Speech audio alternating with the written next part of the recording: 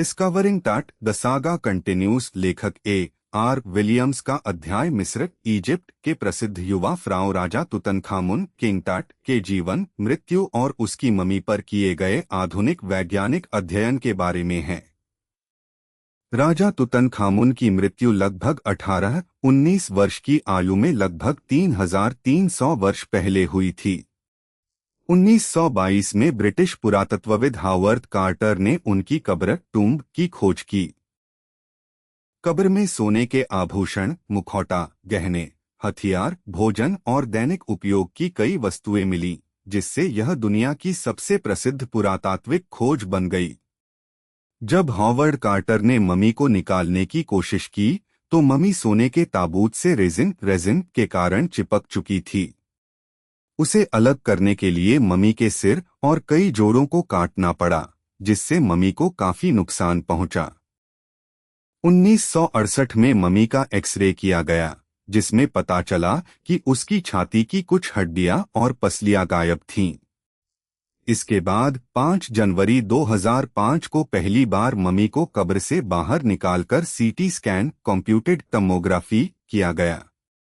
इस स्कैन में लगभग 1700 डिजिटल एक्सरे चित्र लिए गए, जिससे वैज्ञानिकों को राजा तुतनखामुन के शरीर की अंदरूनी संरचना का विस्तृत अध्ययन करने का अवसर मिला। इस अध्याय में लेखक राजा तुतनखामुन के परिवार का भी वर्णन करता है। उसके पिता या दादा अमेनहोटेप III एक शक्तिशाली शासक थे। उनके बाद अखेन्ते राजा बने, जिन्होंने पारंपरिक देवताओं की पूजा बंद करके केवल एटन, सूर्य देव, की पूजा शुरू कर दी।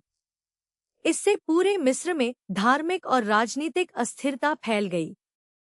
बाद में युवा तुतनखामुन ने सिंहासन संभाला, अपना नाम तुतनखटे से बदलकर तुतनखामुन रखा और पुराने धार्मिक रीति रिवाजों को फिर से स्थापित किया।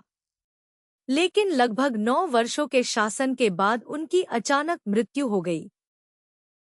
सीटी स्कैन के दौरान कुछ तकनीकी समस्याएं भी आईं।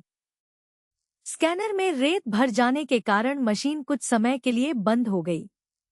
वहां मौजूद लोगों ने मजाक में इसे फ़राओ का श्राप, कर्स ऑफ द फ़ारो, कहा। अंततः स्कैन सफलतापूर्वक पूरा हुआ और ममी को वापस उसकी कब्र में सुरक्षित रख दिया गया। मुख्य संदेश: यह अध्याय बताता है कि आधुनिक विज्ञान और चिकित्सा तकनीक इतिहास के रहस्यों को समझने में कितनी महत्वपूर्ण भूमिका निभाती हैं। जहां पहले पुरातत्व का उद्देश्य केवल खजाने की खोज था, वहीं आज वैज्ञानिक तकनीकों की सहायता से प्राचीन सभ्यताओं, उनके शासकों के जीवन और मृत्यु के रहस्यों को बिना नुकसान पहुंचाए समझा जा सकता है। किंग टट का सीटी स्कैन इसी वैज्ञानिक प्रगति का एक महत्वपूर्ण उदाहरण है।